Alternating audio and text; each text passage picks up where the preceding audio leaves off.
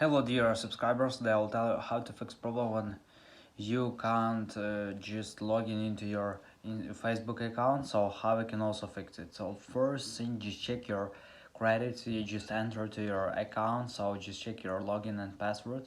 So after, you can also just try to check your internet connection. So just go to the settings.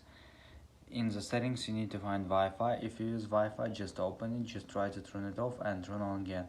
And if you use cellular data, just open cellular data, just try to turn it off and turn on again.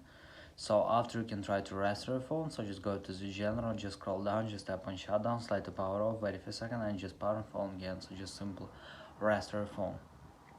And the latest option you can try to check updates for your system. So just go to App Store, just go to search tab.